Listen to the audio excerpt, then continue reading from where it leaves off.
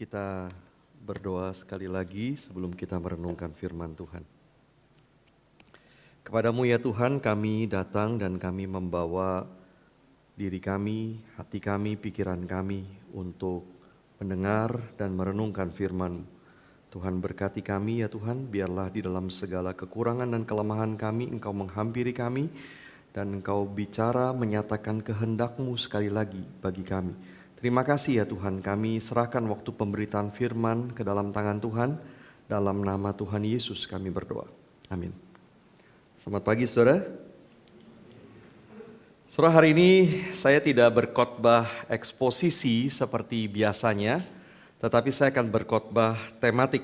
Saudara, seingat saya mungkin selama 4 tahun lebih Grace Life CCP, mungkin ini pertama kalinya saudara di dalam Sunday Worship saya berkhotbah tematik. Nah saudara, saya ingin menyampaikan sebuah tema yaitu tentang kehendak Allah. Sebuah tema yang sangat penting di dalam kehidupan orang Kristen, tapi juga saya yakin sangat sering disalah mengerti. Saudara, kita seringkali mendengar kalimat saya mencari kehendak Allah, saya ingin menemukan kehendak Allah. Nah kalimat-kalimat seperti itu menunjukkan betapa ini menjadi sebuah hal yang sangat penting bagi orang Kristen, tapi saya juga seringkali disalah mengerti. Nah saudara, saya akan mulai dengan menjelaskan dulu beberapa konsep yang salah tentang menemukan kehendak Allah. Nanti baru kemudian kita akan melihat apa yang Alkitab ajarkan tentang hal itu. Nah saudara, salah satu keyakinan yang sangat mendasar di dalam hidup Kristen adalah Tuhan punya rencana yang indah di dalam hidup kita. Nah saudara, salah satu ayat yang sangat terkenal adalah ini, saya bacakan saudara dari Yeremia 29 ayat 11. Sebab aku mengetahui rancangan-rancangan, plans, rencana-rencana begitu yang kupikirkan mengenai kamu. Demikianlah firman Tuhan, yaitu rancangan damai sejahtera dan bukan rancangan malapetaka untuk memberikan kepadamu masa depan yang penuh harapan. Saudara, ayat ini sangat terkenal sekali. Alkitab mengatakan hal ini dan kita percaya, kita tahu ini benar. Allah tahu segala sesuatu yang di depan. Allah berkuasa mengatur segala sesuatu dan Allah sangat mengasihi kita. Saudara, 3 hal ini membentuk keyakinan bahwa Allah punya rencana yang baik untuk kita dan Dia pasti akan bisa mewujudkannya. Saudara, kalau Allah mengasihi kita tapi Dia tidak berkuasa, maka Dia mungkin mau memberikan yang baik tapi Dia tidak mampu. Atau kalau Allah mengasihi kita, Dia berkuasa tapi Dia tidak tahu segala sesuatu, maka mungkin Dia ingin memberikan yang baik tapi Dia sendiri pun kaget ketika terjadi sesuatu yang tidak diinginkan. Saudara, Allah tahu segala sesuatu, Dia berkuasa atas segala sesuatu. Kalau Dia tidak mengasihi kita, Dia juga tidak akan punya rencana yang baik bagi kita. Maka perpaduan 3 hal ini sempurna. Allah tahu segala sesuatu, Allah berkuasa mengatur segala sesuatu, dan Allah sangat mengasihi kita. Maka sangat benar Allah punya rancangan yang baik untuk kita dan Dia pasti akan mewujudkannya. Tetapi saudara, ada sebuah pertanyaan yang mengganjal. Jika Allah punya rencana yang indah bagi hidup saya, mengapa Dia tidak memberitahukannya kepada saya? Saudara, kalau Allah punya rencana yang baik itu, lalu mengapa Dia tidak beritahukan kepada kita? Mengapa kemudian orang Kristen bergumul mencari kehendak Allah? Bergumul untuk menemukan kehendak Allah. Yang mana sebetulnya? Kalau memang Allah punya rencana yang indah, mengapa Dia tidak beritahukan saja kepada kita? Nah saudara, kita tahu bahwa hidup kita di dunia ada sangat banyak pilihan. Ada sangat banyak pintu yang harus kita pilih, mana yang harus dimasuki. Ada banyak kemungkinan bisa terjadi, ada banyak keputusan harus diambil. Waktu kuliah, saya ambil jurusan apa? Setelah lulus, saya langsung bekerja atau saya perlu kuliah lagi ambil S2. Bagi yang bekerja, apakah saya harus kerja terus di sini atau saya pindah? Lalu apakah saya mau bekerja atau saya mau berbisnis? Mengenai pasangan hidup, siapa orangnya? Bahkan pertanyaannya, apakah saya harus menikah sebetulnya? Lalu mengenai pelayanan, apakah saya dipanggil menjadi pastor? Atau lebih sederhana, haruskah saya ambil pelayanan yang satu ini misalnya? Dan seterusnya. Nah saudara, bagi saya di usia sekarang, saya mungkin bisa bertanya, keputusan apa yang tepat untuk Grace Life? Apa yang harus saya persiapkan sebelum pensiun? Apa yang saya lakukan nanti setelah pensiun? Bukan sekarang saudara, nanti memang. Tapi saya mulai berpikir begitu, apa yang harus dilakukan nanti? Nah saudara, dengan begitu banyaknya pertanyaan, tidak heran banyak dari kita yang sangat ingin tahu kehendak Allah bagi hidup kita. Karena saudara, kita tahu bahwa ketika kita salah mengambil sebuah pilihan, itu sangat mempengaruhi apa yang ada di depan. Saudara, maka kita ingin menemukan kehendak Allah. Kita ingin tahu setiap langkah kita, keputusan apa yang harus diambil. Setiap persimpangan kita harus ke kiri atau ke kanan. Kita ingin tahu apa yang ada di depan. Tetapi kenyataannya kita seringkali kesulitan menemukan kehendak Allah. Kita berdoa, kita bertanya, kita berpikir, seringkali tidak ada petunjuk tentang kehendak Allah. Maka kita bertanya, jika Allah punya rencana yang indah bagi hidup saya, mengapa dia tidak memberitahukannya kepada saya? Saudara, hal pertama yang kita perlu mengerti adalah istilah kehendak Allah bisa punya beberapa arti. Yang pertama adalah yang disebut sebagai ketetapan Allah. Saya bacakan satu bagian firman Tuhan dari Yesaya 46 ayat 9 sampai 10. Sesungguhnya akulah Allah dan tidak ada yang lain. Akulah Allah dan tidak ada yang seperti aku. Akulah yang memberitahukan dari awal mulanya hal-hal yang terakhir.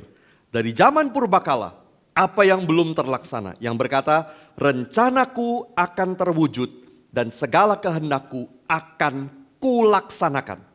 Tidak mungkin gagal, pasti terjadi.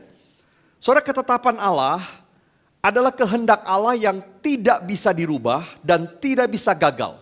Misalnya, saudara, kematian Yesus di kayu salib, itu pasti terjadi, tidak mungkin gagal. Atau misalnya adalah keselamatan orang pilihan. Itu pasti terjadi, orang yang dipilih akan dipanggil dan diselamatkan. Tidak mungkin gagal. Ada rancangan Tuhan dari penciptaan sampai akhir zaman yang tidak bisa dirubah dan tidak bisa gagal. Itu adalah kehendak Allah yang berupa ketetapan Allah. Tetapi saudara, ada kedua, kehendak Allah yang berupa keinginan Allah. Saya bacakan satu ayat dari 1 Yohanes 2 ayat ini, 3 ayat, 1 Yohanes 2 ayat 15 sampai 17. Janganlah mengasihi dunia dan apa yang ada di dalamnya. Dunia ini sedang lenyap dengan keinginannya, tetapi orang yang melakukan kehendak Allah akan tetap hidup selama-lamanya. Saudara, ini berupa perintah atau larangan dari Tuhan. Misalnya, Allah memerintahkan manusia untuk mengasihi sesamanya. Atau Allah melarang manusia untuk berdosa. Atau di dalam ayat ini, Allah bilang jangan mengasihi dunia dan apa yang di dalamnya. Lakukan kehendak Allah, kamu akan hidup untuk selamanya. Saudara, ini bukan sesuatu yang pasti terjadi. Karena manusia bisa tidak taat. Tetapi ini sesuatu yang seharusnya terjadi. Allah menginginkan ini. Ini adalah kehendak Allah yang berupa keinginan Allah. Dan yang ketiga, saudara, ada yang berupa tuntunan Allah. Dan inilah, saudara, yang banyak sekali kita pertanyakan. Apa yang Allah ingin saya lakukan dengan hidup saya? Pekerjaan apa yang harus saya kerjakan? Saya harus tinggal di mana? Kita ingin tahu rencana Allah yang spesifik untuk kita pribadi. Dan disinilah masalahnya. Pertanyaannya, apakah Allah merahasiakan kehendaknya? Tuntunannya ini, dia rahasiakan dan dia mengharapkan kita untuk cari tahu dulu sebelum kita memutuskan melakukan apapun. Saya ulangi, saudara ya. Apakah Allah merahasiakan kehendaknya? Tuntunannya dia rahasiakan. Dan dia mengharapkan kita untuk cari tahu, kejar dulu, berusaha cari tahu, menemukan dulu kehendaknya sebelum kita melakukan apapun. Jawabannya adalah tidak. Betul, Allah punya rencana spesifik untuk hidup kita. Betul bahwa dia turut bekerja dalam segala sesuatu untuk mendatangkan kebaikan bagi kita di dalam Kristus Yesus. Dan betul kalau kita melihat ke belakang, kita akan menemukan jejak tangan Tuhan membimbing kita sampai hari ini. Tetapi dia tidak menyusahkan kita dengan memberikan tugas untuk mencari tahu tuntunannya ke depan bagi hidup kita. Allah tidak mengharapkan kita untuk cari tahu rencana spesifiknya sebelum kita mengambil keputusan lakukan sesuatu. Tidak pernah ada. Saya menemukan, saudara, sebuah buku yang sangat baik di dalam menjelaskan topik ini. Judulnya menarik, Just Do Something. Lakukan sesuatu. Karena concern dia adalah banyak orang Kristen yang tidak berani lakukan apa-apa. Selalu berpikir terus mencari dulu kehendak Allah. Menemukan dulu kehendak Allah, baru kemudian berani melangkah. Dan dia berikan judul bukunya Just Do Something. Saya akan banyak menggunakan penjelasan dari buku ini. Saudara, Kevin DeYoung, penulis buku ini, dia menyebutkan beberapa alasan Mengapa banyak orang Kristen begitu ingin menemukan kehendak Allah baru berani melangkah? Kenapa seperti itu? Saya sebutkan beberapa saja dari yang dia sebutkan. Yang pertama, kita ingin menyenangkan Allah. Alasan yang kedengarannya baik sekali, saudara. Jadi kita percaya ada rencana Allah bagi kita dan kita tidak ingin tidak taat kepada rencana Allah. Kalau rencana Allah kita harus tinggal di Bali, maka kita tidak ingin tinggal di Jakarta. Kalau Allah memilih jalan kita harus jadi pengacara, maka kita tidak ingin jadi dokter. Karena kita ingin menyenangkan Allah. Saudara, ini sangat baik, tapi salah. Nanti kita akan lihat salahnya di mana. Yang kedua, kita ingin mengalami kepuasan sepenuhnya, complete fulfillment di dalam hidup kita. Saudara, fulfillment atau kepuasan adalah sesuatu yang sangat penting bagi kita di zaman ini. Kita dibesarkan dengan nilai bahwa kita harus mendapatkan kepuasan di dalam hidup kita. Maka kita mengharapkan pekerjaan yang bukan saja gajinya besar, tapi juga memberikan kepuasan. Kata yang sering kita pakai adalah passion. Kita bekerja sesuai dengan passion kita. Dan saudara, ini sebetulnya menjadi masalah besar bagi generasi ini. Kalau kita lihat generasi zaman dulu, saudara, mereka menjalani hidup tanpa banyak ekspektasi. Kalau saudara bicara dengan mereka, apakah ada fulfillment di dalam pekerjaan? Mungkin mereka akan bingung dan melihat kita orang dari planet lain. Karena kepuasan bukan tujuan mereka. Mereka kerja mati-matian menghidupi keluarga. Itu sebabnya mereka bisa kerja di satu pekerjaan bisa puluhan tahun tanpa pindah. Punya pekerjaan, bisa makan, bisa membesarkan keluarga, bisa pergi ke gereja. Sudah sangat bersyukur. Simple sekali. Karena yang dipikirkan adalah bagaimana saya bisa hidup baik, saya bertanggung jawab, saya mengikut Tuhan, selesai. Saudara, saya tidak bilang saudara tidak boleh kerja sesuatu yang sesuai dengan passion saudara. Tetapi sejujurnya kita terlalu merindukan reward di dunia ini daripada di surga. Dan yang sangat aneh adalah kita berpikir bahwa kehendak Allah pasti supaya kita mengalami kepuasan, fulfillment sepenuhnya di dalam hidup ini. Maka ketika pekerjaan kita tidak memberikan kepuasan, ketika pernikahan kita tidak memberikan kepuasan, ketika apapun kondisi kita hari ini tidak memberikan kepuasan, kita yakin itu pasti bukan kehendak Allah. Karena saya tidak fulfill. Dan kita mencoba menemukan kehendak Allah, yaitu yang lebih memberi kita kepuasan dalam hidup. Yang ketiga, kita terlalu banyak pilihan. Saudara, generasi zaman dulu tidak bergumul seperti kita di dalam mencoba menemukan kehendak Allah. Kenapa? Karena mereka tidak punya banyak pilihan. Zaman dulu seorang hidup di tempat di mana mereka dilahirkan. Tidak pikir pindah kota. Lalu mereka bekerja seperti pekerjaan orang tuanya. Tidak banyak hiburan. Tidak ada seorang mereka pilih mau ke mall mana. Mau nonton apa di bioskop mana. Mau makan di restoran apa. Mau ngopi atau mau ngeteh. Toppingnya boba atau grass jelly. Gak ada seorang orang berpikir begitu. Tidak banyak pilihan model baju, sepatu, jam tangan, tas dan seterusnya. Sekolah pun di daerah mereka mungkin pilihannya cuma satu atau dua. Orang juga tidak banyak traveling, apalagi ke luar negeri. Maka pasangan hidup juga pilihannya terbatas, gak ada internet, gak ada ketemu banyak orang, hanya yang ada di sekitar. Gak ada sosial media, gak ada dating apps. Saudara, maka bisa dibayangkan pilihan mereka jauh lebih sederhana. Sebetulnya saudara, pergumulan seperti itu adalah pergumulan orang yang cukup makmur hidupnya. Saudara, bayangkan kalau hidup kita pas-pasan. Pas-pasan banget. Tidak punya pilihan. Tidak akan kita bergumul mau kerja apa, mau makan di mana. Tidak akan. Saudara, pilihan ini adalah karena kita punya banyak sebetulnya dari Tuhan. Maka kita punya banyak pilihan dan kita terus berpikir yang mana. Di tengah banyak pilihan, kita jadi banyak keraguan. Maka kita mencari kehendak Allah sebetulnya sejujurnya.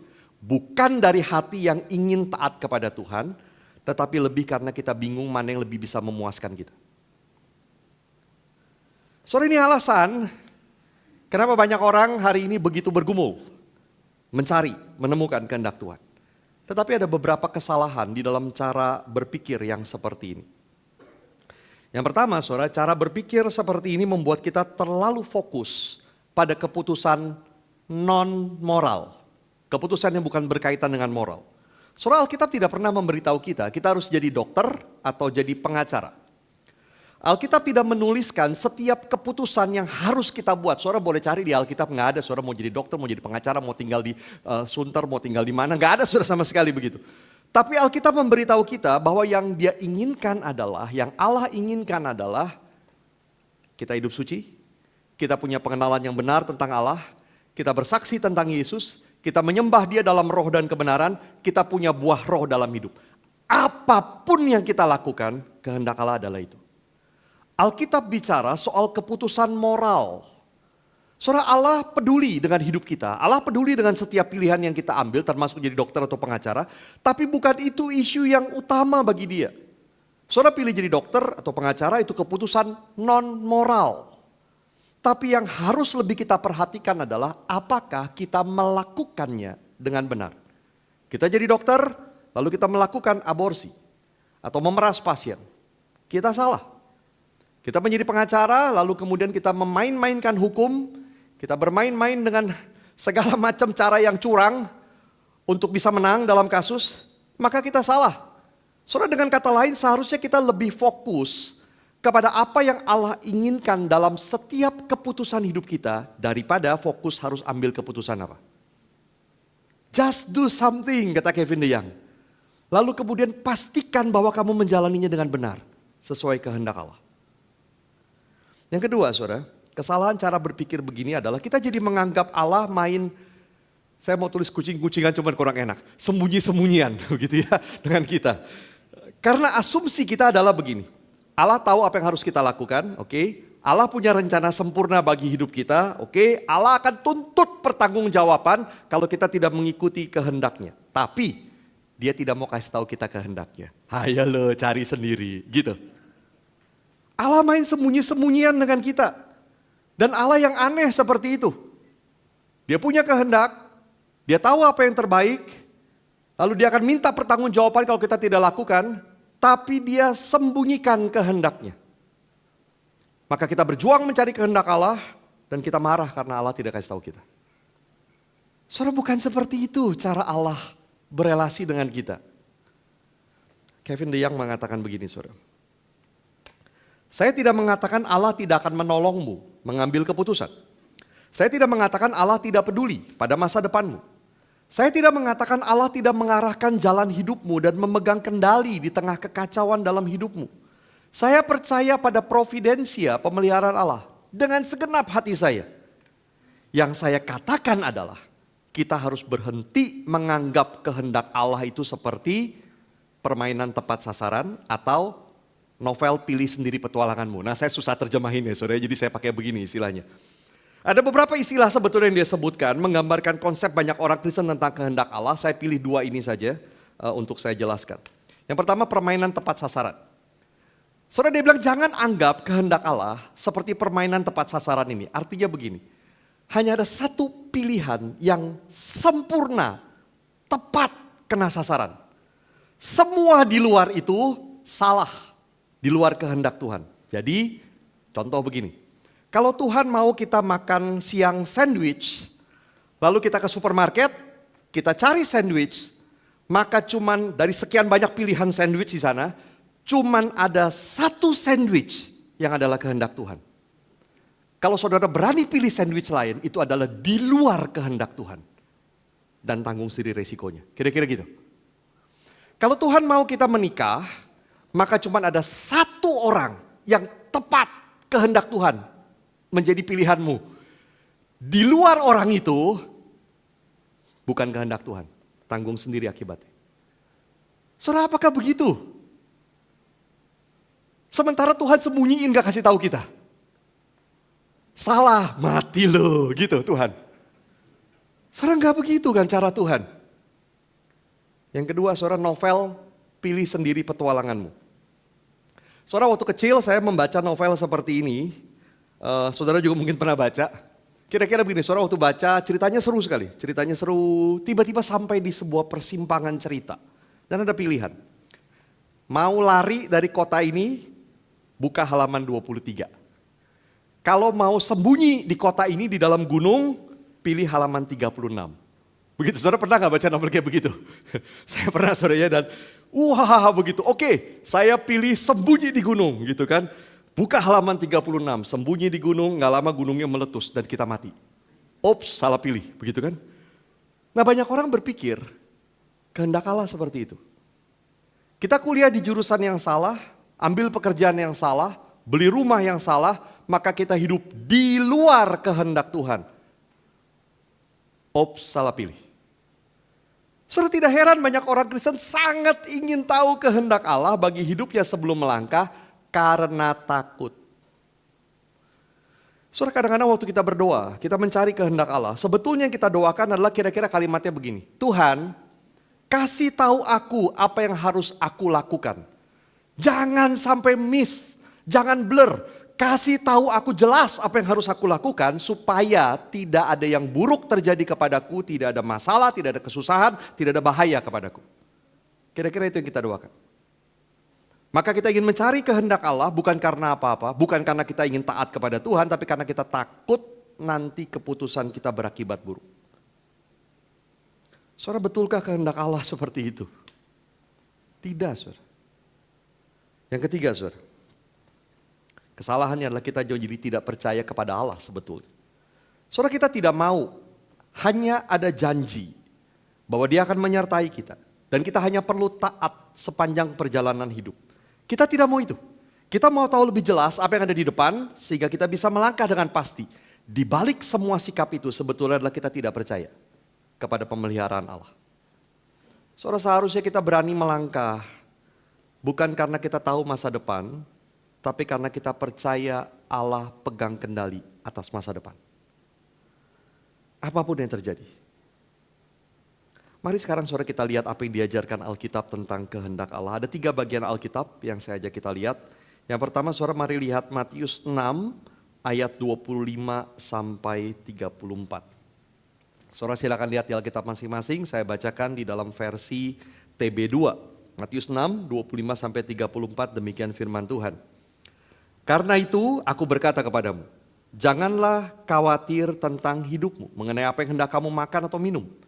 Dan janganlah khawatir tentang tubuhmu, mengenai apa yang hendak kamu pakai. Bukankah hidup itu lebih daripada makanan dan tubuh itu lebih daripada pakaian?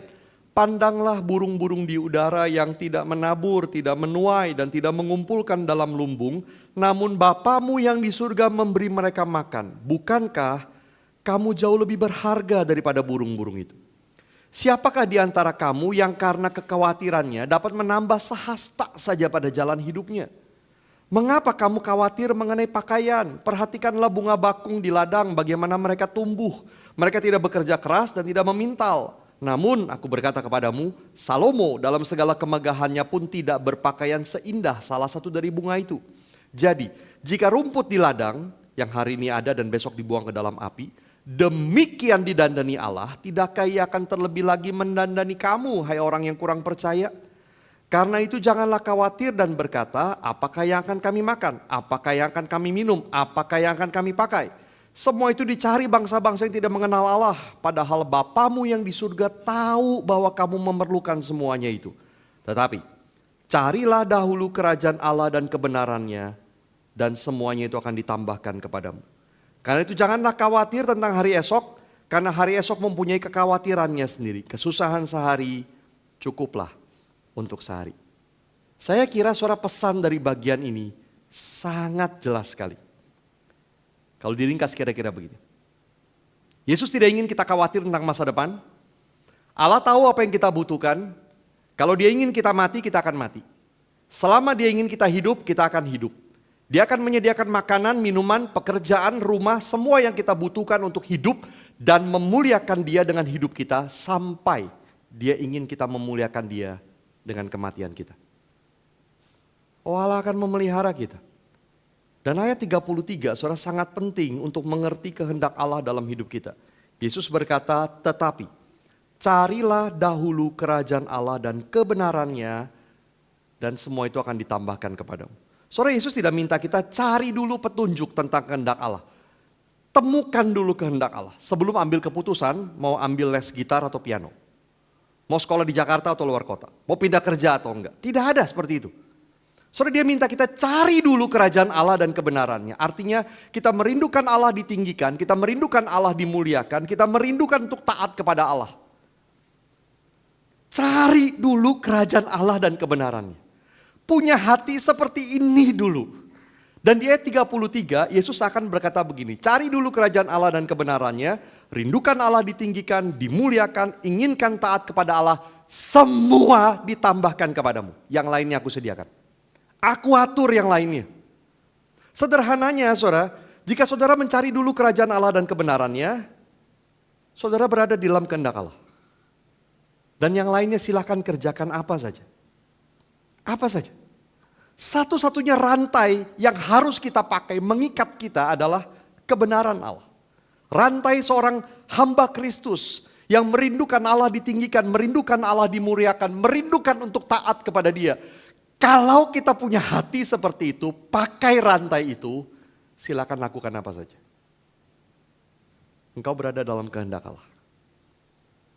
Nah saudara, saya tahu jawaban seperti ini gak seru. Paling gampang, paling lebih seru kalau kita mencari kehendak Allah lalu kemudian jawabannya adalah Tuhan akan tuntun begini-begini atau ada mantra cara doanya begitu, lebih seru begitu. Tapi memang ini yang dikatakan Alkitab. Saudara, kalau kita mencari dulu kerajaan Allah dan kebenarannya, mungkinkah kemudian kita berbuat jahat? Tadi kan dibilang apa saja. Mungkinkah kita berbuat jahat? Tidak saudara. Punya hati seperti ini. Pakai rantai kebenaran Allah. Lakukan apa saja. Yang kedua saudara, mari kita lihat Ibrani pasal 1 ayat 1 sampai 2. Saudara lihat Alkitab masing-masing, saya bacakan. Ibrani 1 ayat 1 sampai 2. Setelah pada zaman dahulu Allah berulang kali dan dengan berbagai cara berbicara kepada nenek moyang kita dengan perantaraan para nabi. Pada zaman akhir ini ia berbicara kepada kita dengan perantaraan anaknya yang telah ia tetapkan sebagai ahli waris segala sesuatu. Melalui dia Allah telah menjadikan alam semesta. Saudara, bagaimana cara Allah menuntun kita hari ini mengerti kehendak Allah? Beberapa orang Kristen mengharapkan tuntunan supranatural. Seperti di Kisah Para Rasul kita bilang, ada cahaya, ada suara, ada penglihatan, ada malaikat yang datang. Tetapi apa yang dituliskan di dalam Kisah Para Rasul adalah cara Tuhan menuntun yang extraordinary, luar biasa, bukan sesuatu yang normal. Dan kita perlu sadar saudara bahwa cara-cara seperti itu bahkan bagi para rasul pun tidak normal. Bukan sesuatu yang biasa terus-terusan mereka alami. Saudara, lihat satu contoh apa yang dikatakan Paulus tentang rencananya. Dia katakan begini. Ini cara Paulus menulis tentang rencananya. Aku akan datang kepadamu, kepada jemaat Korintus nih ya. Sesudah aku melintasi Makedonia, sebab aku akan melintasi Makedonia. Di Korintus, mungkin aku akan tinggal beberapa lama dengan kamu. Atau mungkin aku akan tinggal selama musim dingin. Sehingga kamu dapat menolong aku untuk melanjutkan perjalananku. Aku harap dapat tinggal agak lama dengan kamu jika diperkenankan Tuhan.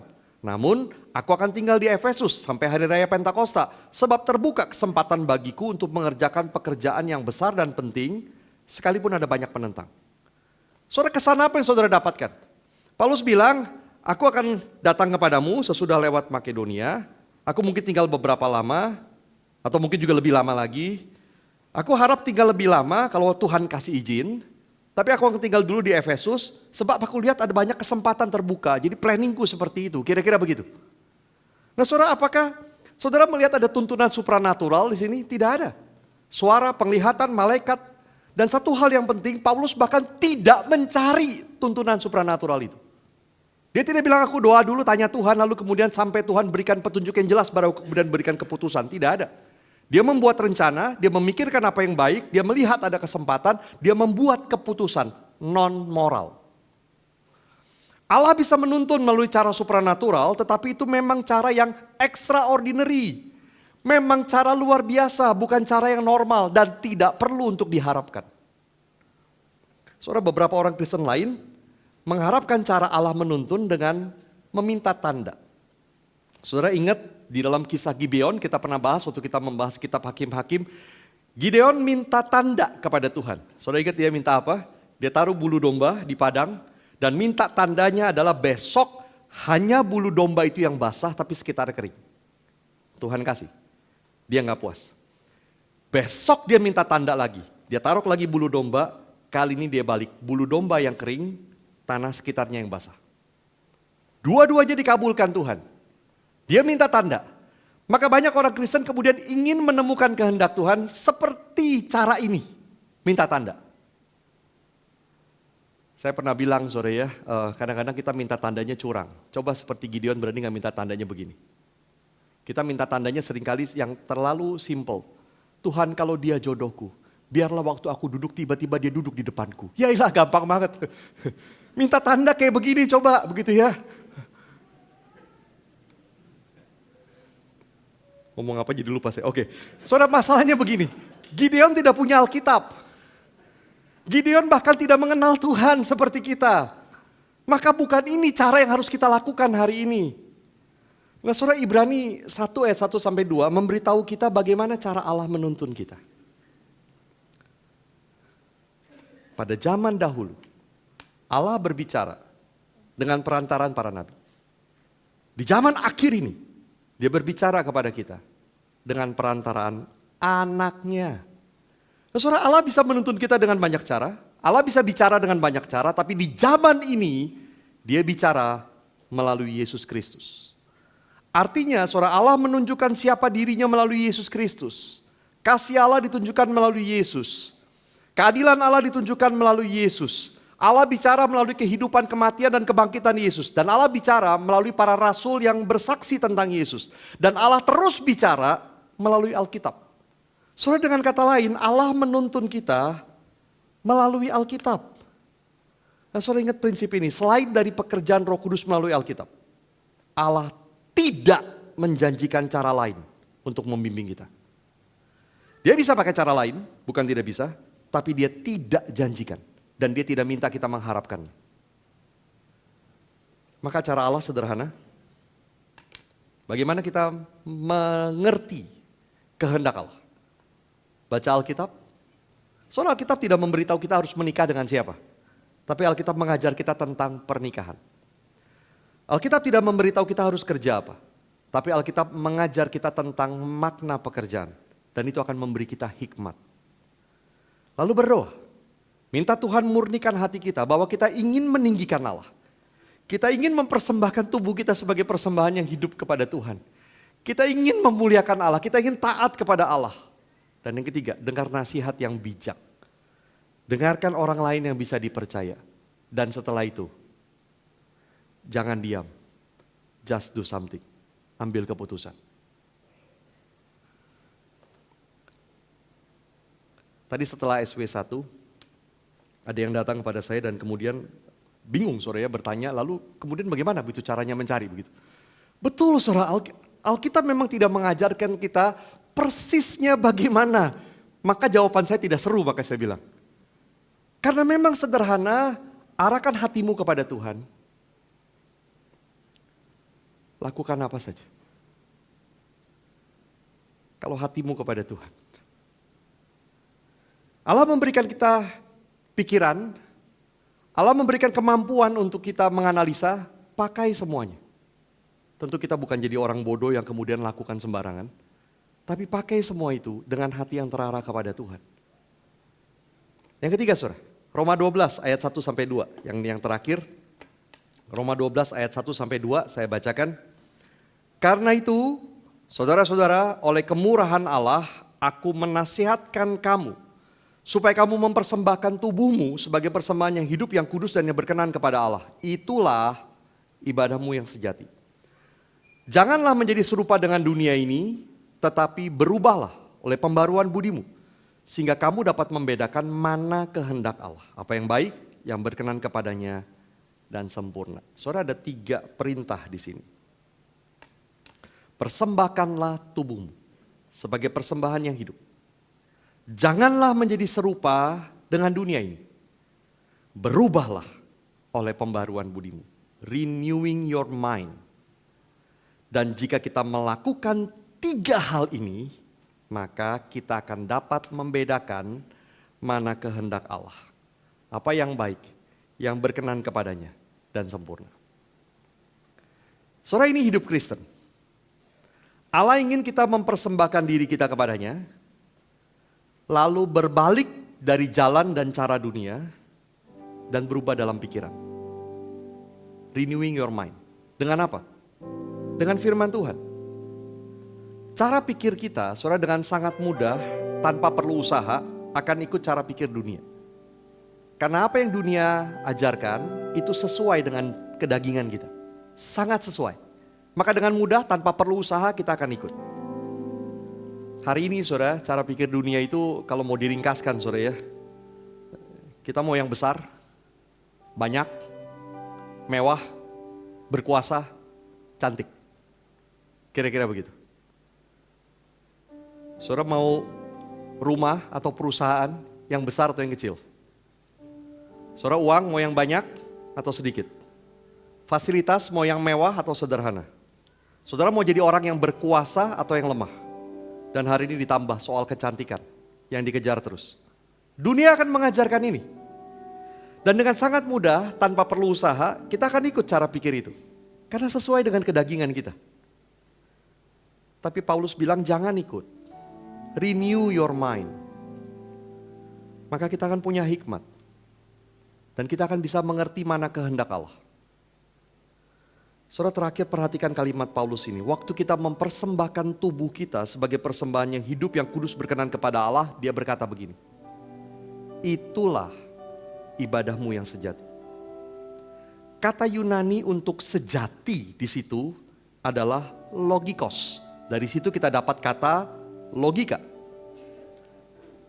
Beberapa orang menerjemahkannya make sense. Beberapa terjemahan Inggris menggunakan istilah reasonable service. That is your reasonable service. Itu adalah ibadahmu. Kalau saya terjemahkan itu adalah ibadahmu yang masuk akal, begitu. Make sense. Saudara James Montgomery Boyce mengatakan mempersembahkan tubuh kepada Allah berarti mati untuk hidup bagi diri. Kan sudah dipersembahkan kepada Allah. Kita mati untuk hidup bagi diri. Setelah kita mati untuk hidup bagi diri, kita mulai hidup bagi Allah. Melakukan kehendak Allah. Dan itulah ibadahmu yang masuk akal. Kenapa? Masuk akal karena apa yang Tuhan sudah lakukan bagimu. Yesus Kristus mati bagimu. Mengapa engkau tidak mempersembahkan tubuhmu sebagai persembahan yang hidup kepadanya? Masuk akal karena apa yang Tuhan terus lakukan bagimu. Dia mengampuni dosamu terus menerus, dia mengasihimu terus menerus, dia berjanji akan menyertaimu terus menerus. Masuk akal karena waktu kamu melakukan kehendak Allah itu adalah yang terbaik. Paulus berkata kehendak Allah adalah apa yang baik, berkenan kepadanya dan sempurna. Kamu sedang melakukan yang terbaik yang bisa kamu lakukan ketika kamu melakukan kehendak Allah. Dan masuk akal karena apa yang kamu lakukan untuk Allah bernilai kekal. That is your reasonable service. Saudara, Tuhan tidak merahasiakan kehendaknya. Dia tidak membebani kita dengan kewajiban terus cari begitu apa yang Tuhan mau. Dia tidak membebani kita dengan itu. Dia membebaskan kita karena Yesus sudah membebaskan kita di salib. Persembahkan tubuhmu, jangan menjadi serupa dengan dunia, berubahlah oleh pembaruan budimu, rindukan meninggikan Allah, yang lainnya akan ditambahkan Tuhan. Tuhan akan sediakan, Tuhan akan atur. Gak seru? Iya. Alkitab bahkan lebih jelas lagi. 1 Tesalonika 4 ayat 3 mengatakan begini. Inilah kehendak Allah bagimu. Pengudusanmu, your sanctification. Kehendak Allah adalah menguduskanmu. Ketika kamu menjadi makin serupa Kristus, ketika kamu makin mengasihi Dia, itulah kehendak Allah bagimu. Gak perlu cari, gak perlu menemukan. Tuhan bukan tidak mau tuntun, Tuhan bukan tidak peduli, tapi itu yang lebih penting. Dan dari situlah kita melakukan kehendak Allah. Kevin DeYoung suara menutup, saya ingin tutup dengan kalimat dia. Kesimpulan dari semuanya adalah, hiduplah bagi Allah, taati firman Allah, pikirkan orang lain lebih dari diri sendiri, jadilah kudus, kasihi Yesus. Saudara ingat tuh kalimat-kalimat besar itu? Dan sambil melakukan semua itu, lakukanlah yang lainnya. Apa saja yang kamu suka. Dengan siapa saja yang kamu suka. Di mana saja yang kamu suka. Dan kamu akan berjalan dalam kehendak Allah.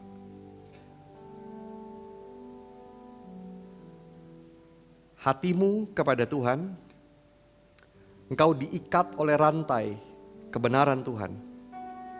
Hidup bagi Allah, taati firman Allah, pikirkan orang lain lebih dari diri sendiri, jadilah kudus, kasihi Yesus.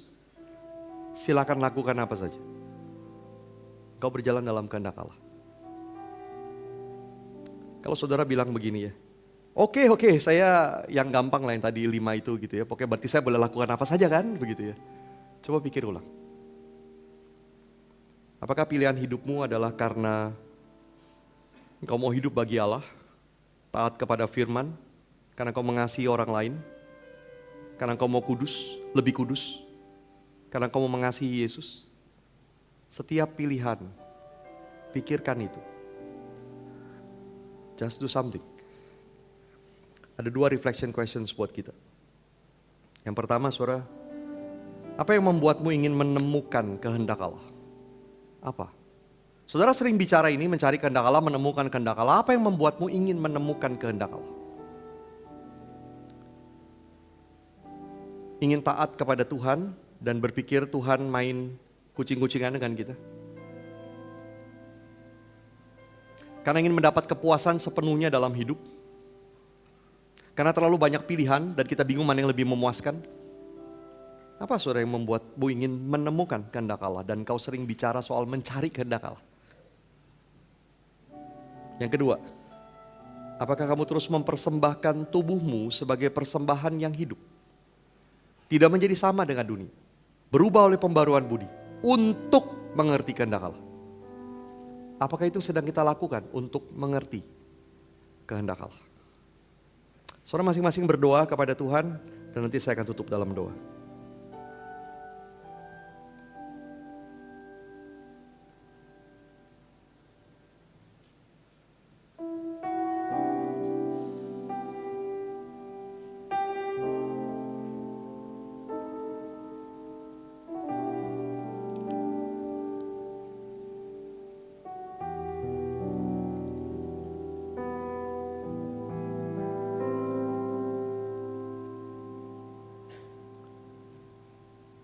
Tuhan, terima kasih karena Engkau mati bagi kami, membebaskan kami dari dosa dan membebaskan kami dari segala beban yang lain.